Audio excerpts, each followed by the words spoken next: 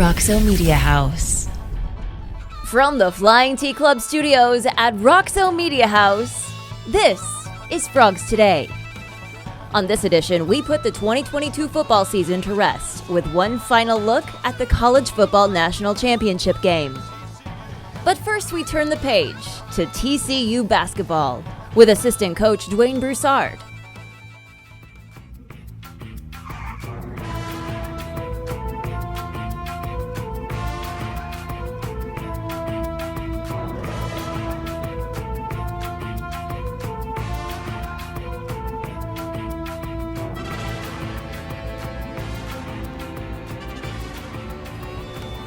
And now, here's your host, the voice of the TCU Horned Frogs, Brian Estridge.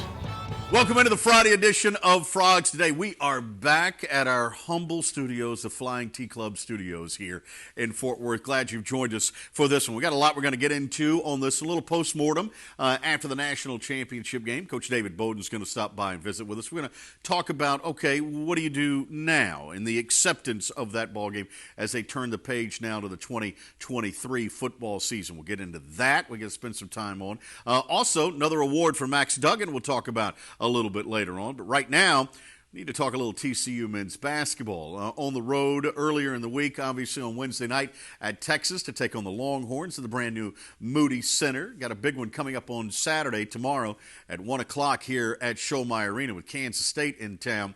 And right now, Duane Broussard, that terrific assistant coach for Jamie Dixon, kind enough to give us some time. And I wanted Coach B to join us here right now because you had that scout against Texas, and the game plan was perfect, Dwayne, until that last couple of minutes. And I felt like that crowd at the new Moody Center really kind of brought them back in that one. Well, yeah, I listened to Coach Terry's press conference last night, and he gave a lot of credit to that crowd, and it was electric, and they provided a whole lot of energy. But yet, still, I think for our guys, I think with the experience we have and how we were trying to play that game, I just think we probably could have done some things a little bit better. And, hey, like I said, give all credit to Texas. They did a really good job, but we just have to continue to grow as a team and move closer together and try to get stops on the road when we can. So, but you think about it, though, Dwayne, they led, it was 9-8. And then they didn't lead again until it was, 76-75? Ends up being 79-75. So, I mean, for that stretch, you controlled that game. Well, we were looking at it again last night, and I don't want to belabor the point, but from the 9:36 mark in the second half, okay, at that point, Brian, we were up 12, okay, and from that point to the end of the game, Texas outscored us 30-14, all right, 30-14, and I think some of that was they picked up their pace and they were able to get baskets at the rim, and I think we didn't do as an effective job as we wanted in keeping them away from the paint, and I think we just have to move the ball better on offense, and I think we will, and I think we just gotta play better. We got to play better. So you could hear it in Jamie Dixon's voice post-game, and we'll have his press conference coming up here shortly. The disappointment in the rebounding total. That was the one thing coming in. I know that was the point of emphasis all week heading into that game too, wasn't it? Yes, it was, and it has been for quite some time. Yeah. We our reputation around the league is that we are a really good physical rebounding team, and I think we've been somewhat inconsistent in that area. But we have to understand that teams are going to come after us hard. They're going to crash the boards. They're going to jump to loose balls. They're going to try to get the 50-50 balls, and just true identity and who we are as a team. And I think the rebounding aspect is a calling card for us, and I think we just have to get better at that. Coach Broussard's with us right now here on Frogs Today. When you think about that game last night, also you look at the line for Damian Ball, and he kind of stuffed that stat sheet, double digits in assists. Obviously had a handful of rebounds as well, handful of steals. I thought there was a stretch in that middle part of that first half, on into early in the second. He may have been playing his best basketball of the year. He truly was, Brian, and he's been sort of the glue guy for our team. I think he and Mike together provide great leadership, and I think kind of what you said earlier in terms of playing in that sort of environment. He's got a concentration level that allows him to perform under stressful conditions. And so he's been able to do that ever since he's been here. And we ask him to do a lot for us in that area. And I think he'll continue to do that. I just think in the second half, maybe a little fatigue set in. And I think maybe just trying to maybe sub a little bit more to try to get him in and out to keep him fresh, as we move into these other games, because the Big 12, as you know, is very physical and very, very tiring sometimes, and it can be a little stressful. But he'll be better, and he was pretty good last night. So thank you, Dwayne. That first half in transition, the officials were letting him play, and I thought that was good. I think right. Fans were into it, everyone was sort of into it, but both teams going up and down the floor. In transition, it feels to me like this team is super comfortable. Is that kind of the future you think with this group?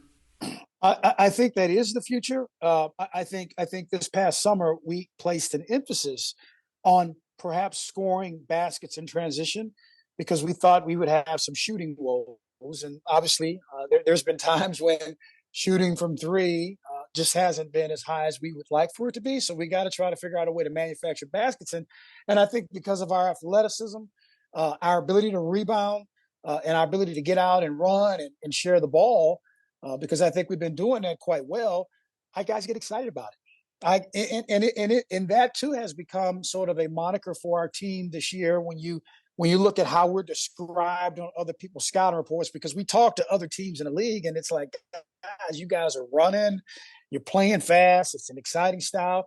We've taken pride in that. And I think we will continue to do that. And I think you can recruit to that too. I think that's what you have to be able to do. So I look for us to do that more and more as the season wears on, and also in the future of Coach Dixon's tenure here at TCU.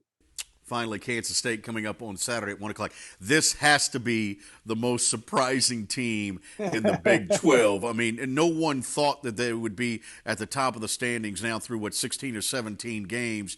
But they went out, they got some transfers, SEC Player of the Year. They've gotten older on the roster, right. And this was built pretty quick. Well, remember now, Marquise Noel, who is their engine, was there last year, kind of had his bumps and bruises, Yep. Matured, went through a coaching change. And I think Coach Tanning and his staff came in right away and established that this is how we're going to do things. It's going to be new energy. We're going to get some really, really good players. We're going to play an exciting style, and just handed the keys over to Marquise Noel. And I think he's embraced that role. I think their style of play, getting up and down and playing athletic and creating isolations on the offensive end, has re-energized not only the student athletes that are playing for Kansas State, but I think their fan base as well. So it will be an exciting game. And look, from top to bottom in this league, when you go into these games, whether you're at home or on the road, it's going to be a war. So that's what we're preparing for. Yeah, let's make Schollmeyer Arena that difficult place to play on Saturday at 1 o'clock. Yeah. Noel, by the way, the player of the week again this week in the Big 12. Dwayne Broussard, always appreciate the time and the insight. Thanks for hopping on with us today, man. Well, thanks for having me, Brian. Thank you. There he goes, Dwayne Broussard joining us right now. Right now, let's hear from Coach Jamie Dixon. Post-game after the Frogs drop one in Austin on Wednesday to the University of Texas. Here's Coach Dixon and his post-game comments. To have the lead and not coming with the win is disappointing. So obviously the rebounding turned. We're up 5 in the first half, then rebounded 7 in the second half. So we made real clear what was going to get it done. That wasn't, and they came up with the loose balls and way too many layups in the second half. I thought obviously our defense was very good in the first half. We were very active. We were aggressive. We were into the ball, but we didn't sustain it. Some foul trouble, something that we carried with us. And then we got to execute down the stretch. I thought we got too stationary, too reliant on ball screens, and that's my fault for not getting it done and getting the message across. So certainly, it's hard to. They made a run, then we got to back up to 10. You feel good, and you think you're going to finish it off with defense, and we just didn't. So give them credit for coming back, just attacking the rim and getting to the foul line. They just attacked the rim on the glass and got to the foul line.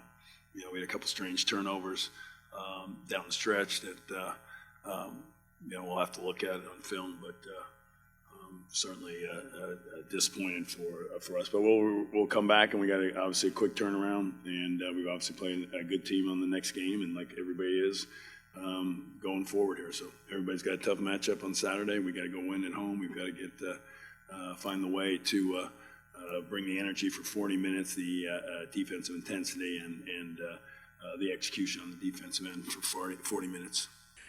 Coach Jamie Dixon post-game joining us after the Frogs fall at Texas 79-75 on Wednesday. By the way, the Moody Center, quick review, really nice. If you get a chance, head down there. All right, coming up next, we've got one more look at this terrific, amazing, how many other adjectives can we use? Off the chart. Football season for the Horned Frogs. It ended at that national championship game. Coach David Bowden joins us. One more breakdown, a little perspective on what that game brings to this Horned Frog football program. We talk to David Bowden next when Frogs Today continues. Dave's Hot Chicken is a cult favorite and now has 2 locations in Fort Worth, Bryant Irvin Road on I-20 and Berry Street at TCU, both owned and operated by Horned Frogs. Mention the Frogs Today show and get 10% off anytime and order online at daveshotchicken.com. The Flying T Club provides the everyday TCU fan and alum the ability to specifically support TCU student athletes. Flying T Club offers 3 levels of memberships. The Flying T Club is a nonprofit organization supporting the brand development of TCU student athletes through a series of unique event-based networking opportunities, which are exclusive to our members.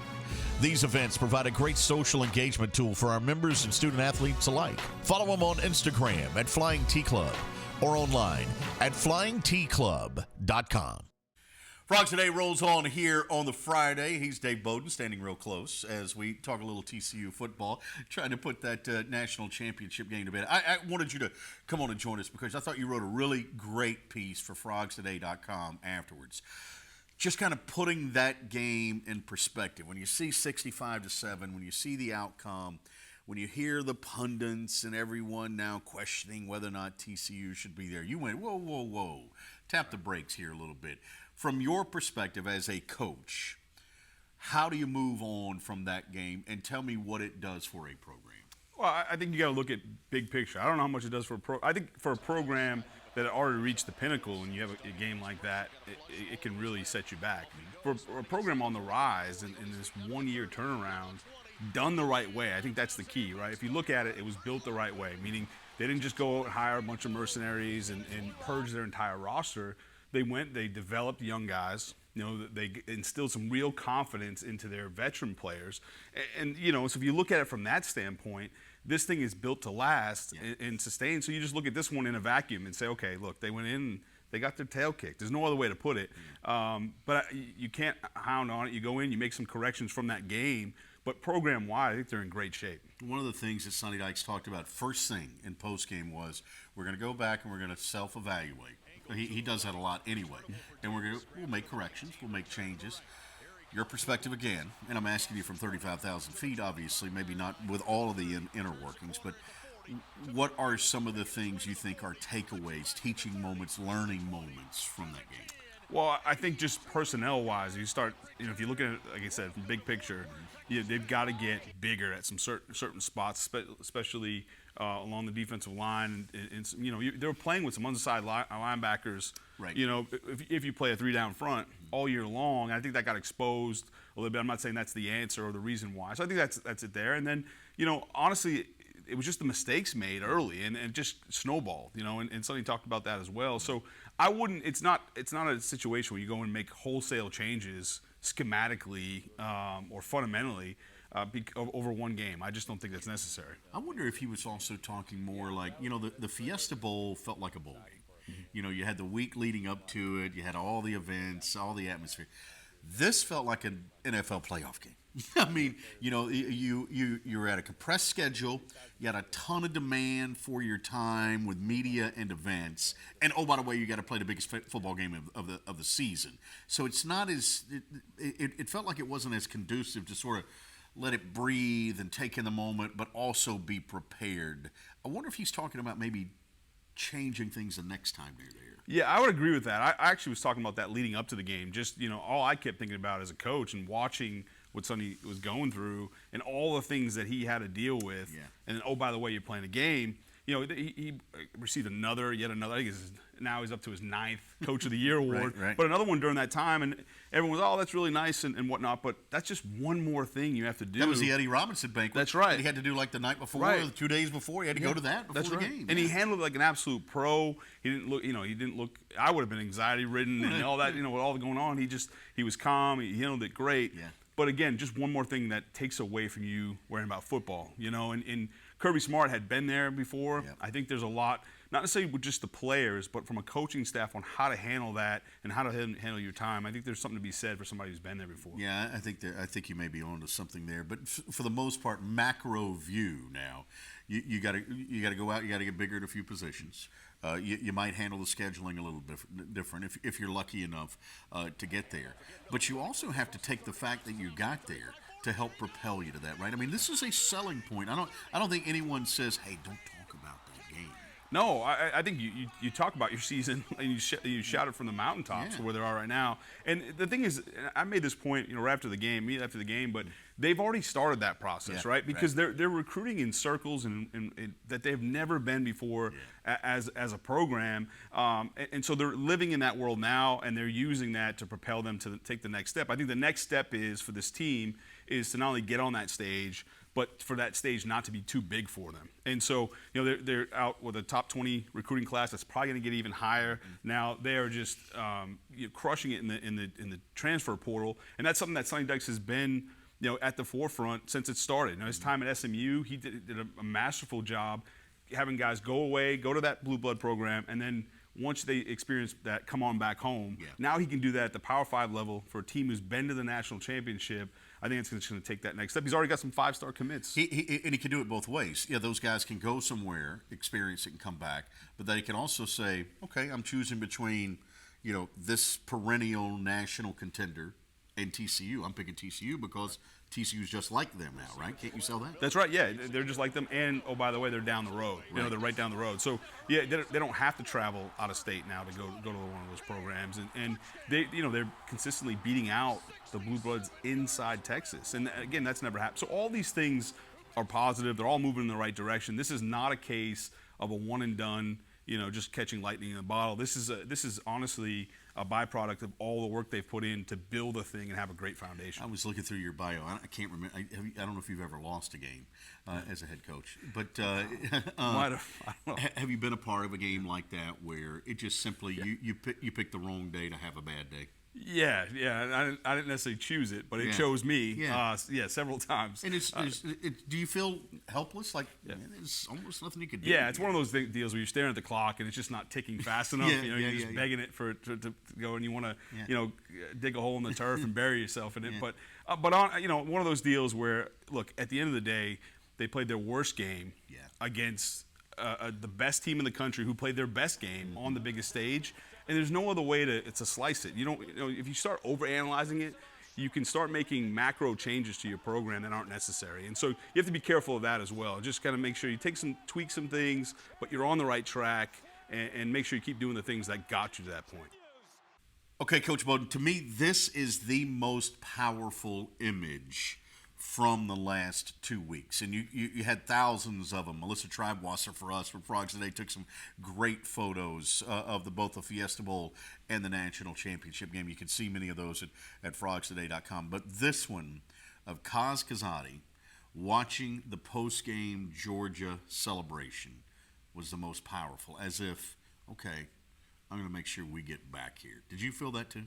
I did, yeah. It was powerful. I agree. I mean, you saw all the celebration, the confetti coming down, and Kazadi at a distance, just watching it all. And you have to imagine what's going through his mind is, how do we get on that side of the coin, right? And be over there with purple confetti raining down next time. And I think with the Human Performance Center that's being built, that he's got a big part, big hand in, all the momentum and what he's done just one short year from that standpoint, from human performance and the details that went into it. You got to believe that he's taking that all in.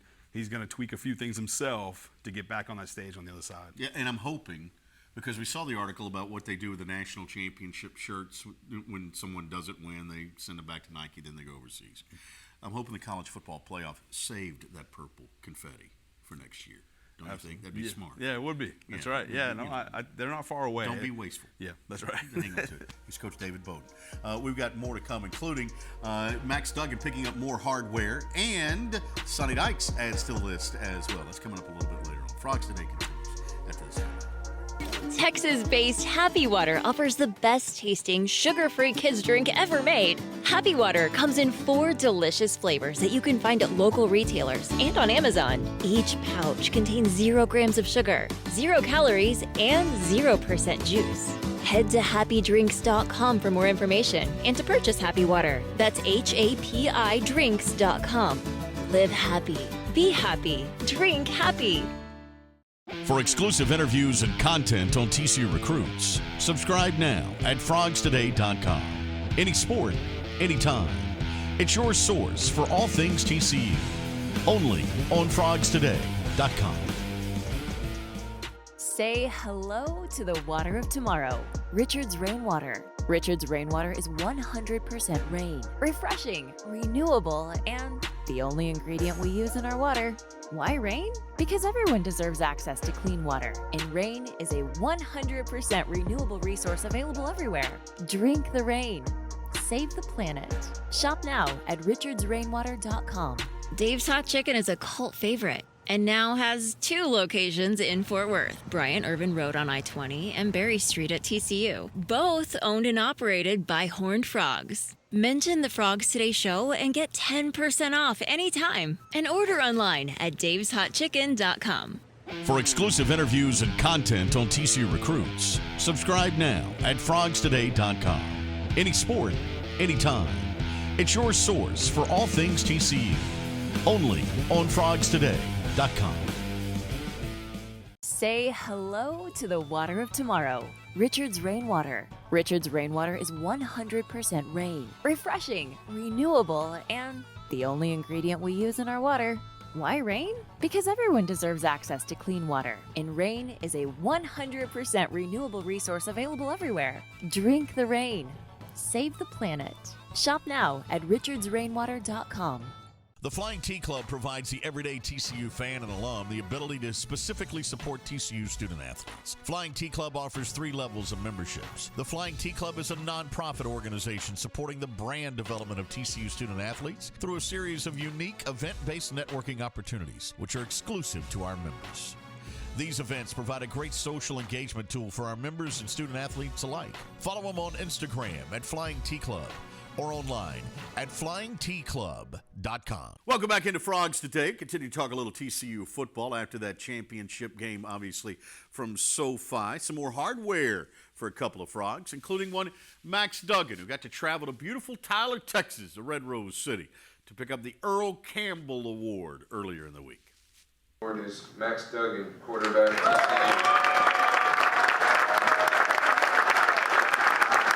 It's been fantastic. You know, Texas is a second home for me. I've loved it ever since I came down here, and to be a part of this, prestigious award.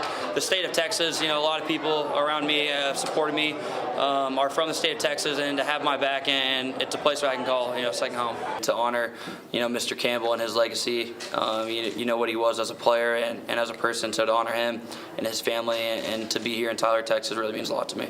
Max Duggan, the Frog quarterback, picking up a great award there in Tyler. By the way, those folks who run that award, Cindy Smoke and those folks, do a terrific job. In Tyler, the other big story, of course, before we get to Sonny Dykes' latest award, is the fact that Max's offensive coordinator is now leaving. Sources confirmed to Frogs Today and FrogsToday.com on Thursday that Garrett Riley, who turned the Horned Frogs into a juggernaut offensively, as our man Jeff Wilson wrote, is now headed to Clemson to be the offensive coordinator there. The Broyles Award winner as the nation's top assistant coach headed to Clemson, South Carolina to work for Dabo Swinney as the offensive coordinator.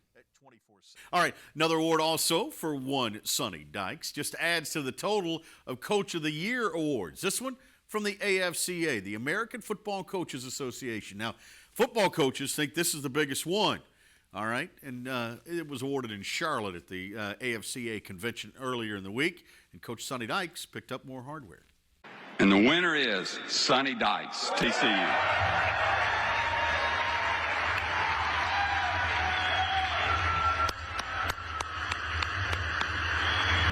Wow, what an honor just to be mentioned with the coaches that were nominated.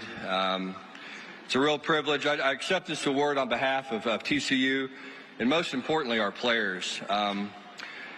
As was alluded to earlier, we're only as good as coaches as our players are at playing. And, you know, I'm blessed every day to have a chance to work with some of the finest young people I've ever had a chance to be around in my life. The dedication, the hard work, the effort those guys put in was really something to behold this year. And I was just proud to be part of the journey and along for the ride in so many ways. I want to thank the American Heart Association for what they do to save lives. I want to thank Marathon Oil for sponsoring this fantastic event. It's just a real honor and a privilege to get to do what I do every day and be around young people. I really, truly believe I learn a lot more from them than they learn from me, and it's a real privilege. I want to thank my family. My sister Bibi and her husband Larry are here. I want to thank Kate. She's meant the world to me. In our profession, we have a lot of ups and downs. It's not an easy way to make a living sometimes, and Kate's always been my rock, and she believes in me through thick and thin, and so I can't tell you how much I appreciate it. I want to say shout out to my kids watching at home on television. Allie, Charlie, and Daniel, love you guys. Can't wait to get home. And again, just want to thank TCU for believing in me and giving me an opportunity to coach these great young men. And congratulations again to the finalists of this award. Thank you so much. Frogs continuing to pick up postseason hardware there for a terrific season. All right, that's going to do it for this week's edition of Frogs Today. Don't forget, we want you on FrogsToday.com, subscribing, liking, commenting, sharing, everything. Also on our YouTube channel, we want you to subscribe to Frogs Today there. We need you to help us here in 2023 as we continue to provide you with wall-to-wall coverage of TCU athletics. We turn our attention to basketball this weekend. Saturday at 1 o'clock against Kansas State. We'll be there covering it live. And then next week's a big week, folks. At West Virginia on Wednesday, at Kansas on Saturday. All your coverage right here at Frogs Today and FrogsToday.com. For our entire crew, thanks for joining us this week. See you back here next week for another edition of Frogs Today. Frogs Today is brought to you by the Flying Tea Club, supporting TCU student athletes, and by Richard's Rainwater. Say hello to the water of tomorrow. Frogs Today is a production of Roxo Media House.